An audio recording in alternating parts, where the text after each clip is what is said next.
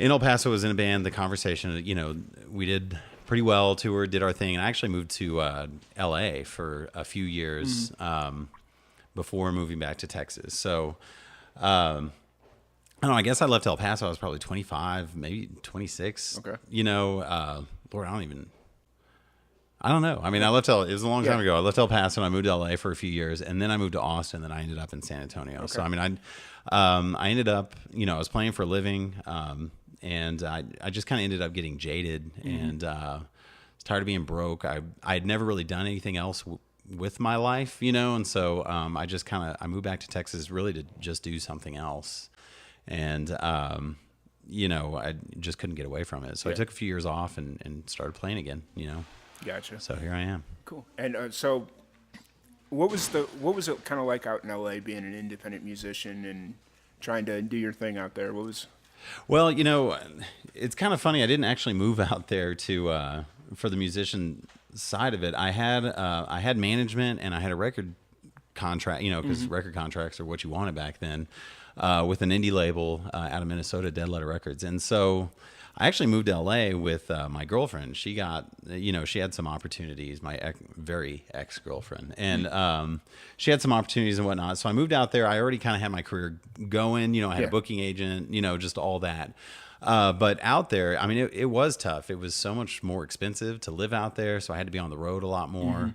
And I just couldn't make any money in California. Yeah. So even getting on tour, I had to get on the road and drive 4 hours before I could even get paid. And so I was just, the whole time I lived in LA, all I was doing was sending money home to pay for rent. Yeah.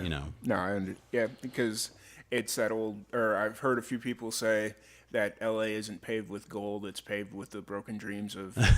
Yeah, it's where pretentious people go to die, for sure. And I like LA, but it's kind of not for me, and I just sort of woke up one day and was like, man, I just kind of want to move home to Texas. And I have great friends out there and whatnot, but musically speaking, it was just so saturated. I would play good shows, but I couldn't get paid, and I don't blame the bars. They didn't have to pay you because anybody would have killed to play for free, and so, it was just, it was tough. It was a tough time in my life. In a lot of ways, it probably had a lot to do with me quitting, because I was just so beat up, I was just tired. I was really tired. So you moved out to LA in your mid-20s and you stayed out there for a few years? Yeah, a few years. I was definitely in my late 20s by the time I moved back to Texas. And then you moved back to Texas, and at that point, were you still playing music, or did you kind of give it up? And I was on the fence. I had made up my mind.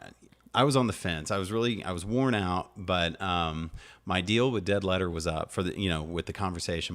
My record deal with Dead Letter was up. It was a 2-album deal, and my management actually had a really good thing lined up for me. It was a indie. It wasn't. It was a major. It was with a subsidiary of a major label, and so had some big, like I said, had some big things lined up, and so I was playing solo like I am now, actually, with that, and I had to get a band together for some of these things that they had, and so I moved to Texas actually to kind of get this band thing going, and which means that I had to take a break from touring, and touring was how I made a living, and when you live on touring, at least the way that I did back then, you live like crap while you're gone. You save up a bunch of money. When you're off, you live on that money. Well, I ran out of money, because I couldn't be on tour because I was trying to get this stuff together. And so I was sleeping on a friend's couch. He's like, dude, you either need to go on tour or get a job or something. So I started waiting tables at a restaurant, and focusing on getting people to play with me for these things that, in this new deal that I had.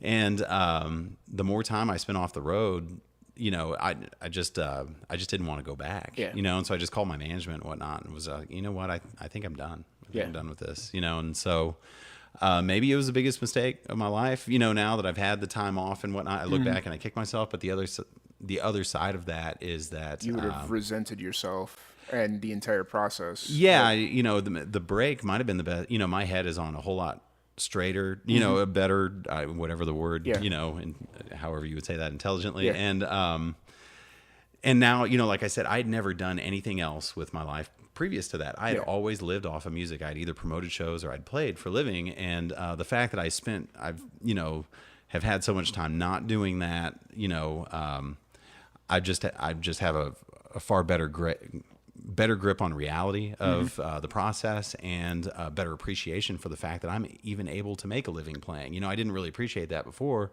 because I never done anything else. But you know, now I don't know if any of that. I know I'm rambling on, but No, yeah, it makes perfect sense.